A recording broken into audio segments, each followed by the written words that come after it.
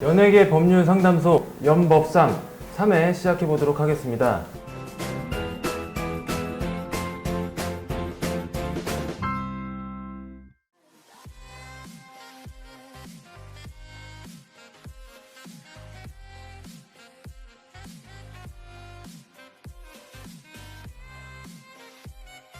안녕하세요, 변호사님. 네, 안녕하세요. 오랜만에 뵙네요. 그러니까요. 지금 저희가 좀 내부적으로도 그렇고 코로나 지금 사태도 있고 해서 네.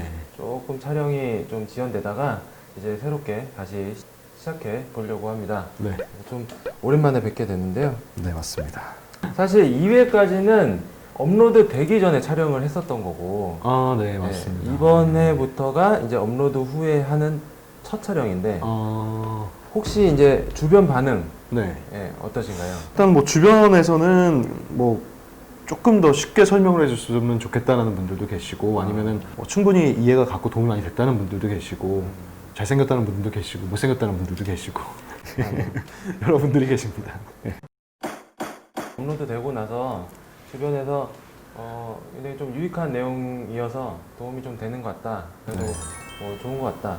좋은 컨텐츠인 것 같다. 라는 얘기들을 많이 해주셔서 계속해서 좀 잘 만들어 보려고 뭐 합니다. 저도 최대한 좀 이해하기 쉽게 설명을 해드리려고 하는데 이번 화 준비를 하다 보니까 그 어느 때보다도 좀 설명을 정말 잘해야겠다는 생각이 좀 드네요. 네. 3회 주제를 내용 증명에 관련해서 준비를 하다가 네. 최근에 좀 그 사건이 발생한 게 있어서 네. 급하게 좀 주제를 바꿨습니다. 네. 그래서 변호사님 또 시간 없으신데 좀 제가 급하게 부탁을 드려서 너무 죄송하고요. 아닙니다. 자, 3회 주제. 계약금을 안 줘도 계약인 건가요? 이게 전에 연법상 1회에서 변호사님께서 말씀해 주셨던 내용에 포함되는 어떤 사건이 좀 발생해가지고 이거를 좀 빨리 좀 소개를 해드리고 싶다. 네. 제가 급하게 좀 주제를 바꿨습니다. 유튜브에서 이제 굉장히 유명한 분이세요. 네. 뭐 양팡 씨라고. 네. 그분이 최근에 이제 부동산 사건이 좀 발생이 돼서 제가 이 양팡 씨 사건을 좀 간략하게 좀 설명을 드리면 양팡 씨가 부모님이랑 집을 사려고 보러 다니다가 살지 말지 좀 고민이 되는 집이 이제 발견을 한 거예요. 결정을 못 하고 있는 와중에 양팡 씨는 다른 데 이제 일이 있어서 그 자리에서 다른 곳으로 이동을 하고 어머니가 남으셔서 공인중개사분하고 얘기를 하다가 공인중개사분이 이 집은 지금 계약을 하려는 사람이 있으니까 계약서를 작성해 놓고 집에 가서 양팡 씨랑 얘기를 해봐서 살 마음이 있다고 하면 가계약금이라도 걸어놔라. 그래야 안전하다. 라고 해서 어머니가 계약서를 작성하고 집으로 오신 거죠. 그래서 집에 와서 양팡 씨하고 이제 얘기를 해보니까 이제 양팡 씨는 이제 그 집은 살 마음이 없어서 가계약금도 안 보내고 공인중개사분한테 이제 얘기를 했더니 가계약금을 안 보냈으니까 어차피 계약이 성립이 안 된 거다. 그러니까 신경을 안 써도 된다. 라고 해서 이제 그냥 놔둔 거였죠. 그래서 신경을 안 쓰고 있다가 양팡 씨가 이제 다른 집을 계약했다는 소식을 이 계약서를 작성한 집주인분이 이제 듣게 되고 이중계약이다. 이 계약을 해지하려면 이 집이 이제 매매가가 10억이었거든요. 위약금으로 10%인 1억을 줘야 된다. 라고 이제 주장을 하면서 이게 사건이 이제 발생이 된 건데요. 저는 이제 미리 좀 말씀을 드리는 건 이 얘기는 양팡 씨의 입장에서의 얘기만 제가 들은 거예요. 진위 여부는 제가 정확하게는 알 수 없지만 뭐 진위 여부보다도 제가 궁금한 거는 계약서라는 게 왠지 찝찝한 거예요. 그쵸. 계약서는 이게 원래 쉽사리 작성을 하면 안 되는 것이니까. 그러니까 이걸 내용을 쭉 들었는데 당연히 아무 문제가 없을 것 같은데 맞아. 계약서라는 게 있네. 제가 알고 있기로는 계약금을 줘야 계약이 성립이 되는 건데 혹시나 이렇게 계약금을 입금을 안 했어도 계약서가 있다면 계약이 성립이 되는 건가요? 딱 이 질문에만 제가 한정해서 말씀을 드리면 계약이라는 거는 둘 사이에 서로 체결되는 계약에 대해서 중요한 내용에 대해서 의사의 합치가 있으면 계약서를 쓰든 안 쓰든 그냥 그걸로 계약이 성립이 됩니다. 구두계약도 계약이니까요. 그렇다면 이제 계약금을 입금하지 않아도 계약이 성립이 되냐? 성립이 됩니다. 왜냐하면 둘 사이 의사의 합치가 있었고 계약서라는 거는 그 의사의 합치가 있었다는 걸 증빙하는 서류이기 때문에 계약금 지급 여부와 상관없이 계약은 성립이 됩니다. 그러면 지금 양팡 씨의 경우라면 일단 계약서를 어머니가 작성을 했잖아요. 계약대로 이행을 안 하게 되면 네. 계약금을 물어줘야 되는 상황인 건가요? 근데 이거는 이제 조금 사실관계가 추가가 되는 거죠. 아. 왜냐하면 아까 공인중개사가 분명히 계약서를 작성하면서 우선 계약서만 작성하고 체결 여부는 나중에 결정해라 라는 얘기가 있잖아요. 그게 만약에 입증이 된다고 한다면 이 계약서는 계약의 완성이 아니라 계약의 뭐 예비라고나 할까? 근데 계약이 성립되지 않은 것을 전제로 하는 거기 때문에 그 경우에는 계약이 성립이 안 된 거죠, 실질적으로. 이런 계약을 가져가서 양팡 씨랑 얘기를 해봐라. 그래서 맞으면 계약을 성립시키자는 뜻이기 때문에 계약이 성립이 안 된 상태인 거죠, 사실. 지금 양팡 씨의 상황이라면. 사실 제가 궁금한 게 이게 어쨌든 부동산 계약이니까 네네. 부동산의 경우이지만 네네. 저희의 경우를 보면 뭐 공연 출연 계약서, 네. 뭐 방송 출연 계약서 이런 거를 작성을 하잖아요. 그러면 저희는 이제 어떤 경우가 있냐면 계약서를 우선 작성을 하니까 계약서를 작성하고 주고받고 계약금을 입금하기로 한 날짜가 있는데 입금이 안 되는 거예요. 저 같은 경우는 네. 계약금을 주기로 한 날짜에 네. 계약금이 안 들어오면 이게 첫 약속부터 어기는 거기 때문에 네. 저는 그러면은 이번에는 참여를 안 하겠습니다 하고 그 계약을 해지를 하거든요. 네.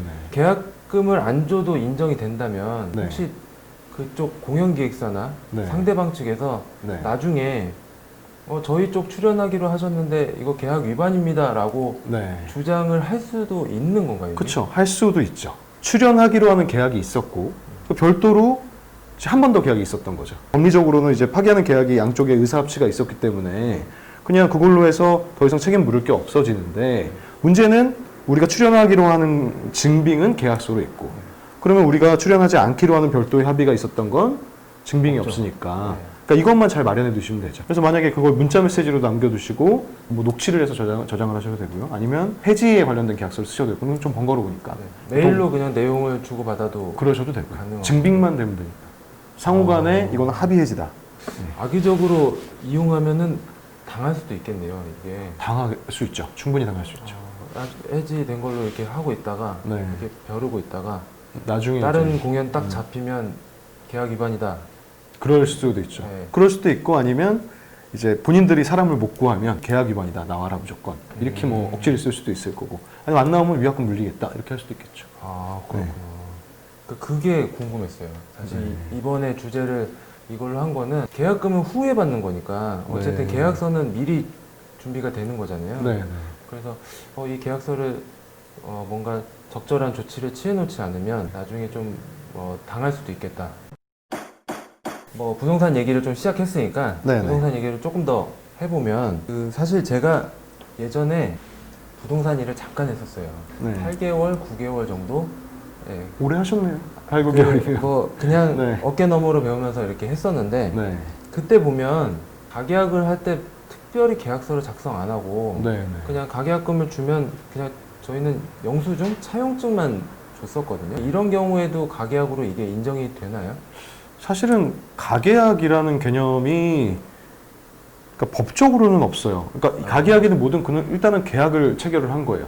대신에 그 계약 체결은 보통 이렇게 생각하겠죠. 부동산 계약에 준해서 한다고 얘기를 할 거고 그리고 그 계약이 체결됐는지 여부는 계약의 중요 사항이 다 들어갔는지 부동산의 목적물 그리고 가액 그리고 뭐 계약금, 중도금, 뭐 잔금의 지급 시기, 뭐 이전 시기 뭐 이런 것들 그 부동산 계약에 있어서 중요한 부분들이 다 들어간다면 계약이 그냥 성립이 된 형태인 거죠. 그러면 저희가 가계약을 이렇게 네. 해놓고 네.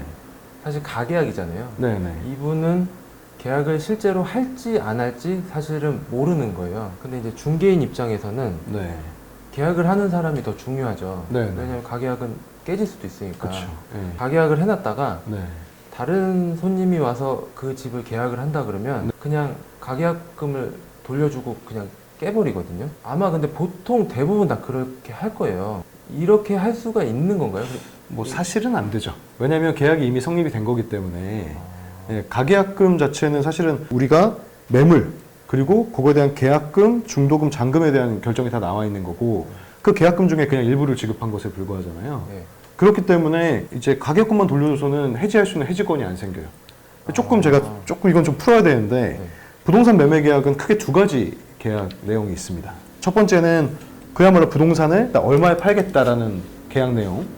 두 번째로는 계약금 계약이라 그래서 계약 속의 계약이라고 위약금 해제 계약. 위약금을 뭐 2배를 지불한다거나 위약금 지급한 거를 돌려받지 않는 조건으로 이 계약을 중도금 근저까지 언제든지 깰 수 있다는 별도의 계약을 같이 하는 거예요. 가격을 했을 때 계약금 계약을 같이 했다고 보면 대신 부동산 매매 계약은 그래서 의사가 합체를 해서 성립이 되는데 이 계약금 계약 같은 경우는 계약금을 지급해야지 성립이 되거든요. 그렇다고 만약 떼고 싶다. 보여주고 싶다고 한다면 계약금 전액 보내주셔야 돼요. 가격금은요. 그리고 그러면 우리 계약 안에 이 위약금 해제 계약, 그러니까 계약금 계약, 이권은 위약금 해제 계약인데 그 계약이 존재하는 것까지 입증이 돼야 돼요. 근데 굉장히 어렵네요, 이게. 조금 어렵죠. 예. 그래서 이게 설명이 좀 어렵더라고요, 저도. 그 부동산 매매 계약서와 그 계약금 계약서가 다른 게 아닌 그 거죠? 안에 다 포함되어 있죠. 그 보통 계약서를 보시면 계약금을 받은 사람은 2배를 지불하고 해지할 수 있다. 이런 게 계약서에 들어가 있잖아요. 그럼 별도의 계약이 있는 거죠. 저는 왜 그렇게 배웠을까요? 저는 가계약을 한 상태면 가계약금을 그냥 돌려주거나 네. 아니면 정말 어떤 경우에는 새로 집을 계약하시는 분한테 네. 집 여기는 지금 가계약이 걸려 있다. 정말 계약을 하고 싶으신 분이면 네. 제가 그 가계약금 제가 물어줄게요 라고 해서 네. 계약하시는 분이 그냥 물어주고 하는 경우도 있었거든요. 그러니까 일반적으로 그렇게들 많이 하셨던 것 같아요. 왜냐하면 사람들이 다 모르니까. 그게 맞다고 생각을 하니까 그래 뭐 어쩔 수 없지 뭐 하면서 하시는 건데 뭐 그래서 분쟁까지 가신 적은 없으시잖아요. 그렇죠. 그때는 그냥 그렇게 돌려주면 그 분들도 가계약을 하셨던 분들도 그냥 그렇구나. 그러고서 그냥 마는 거죠. 어쨌든 내가 냈던 돈 그대로 돌려받으니까 뭐 손해 보는 거 없으니까 그냥 마시는 거죠. 그냥.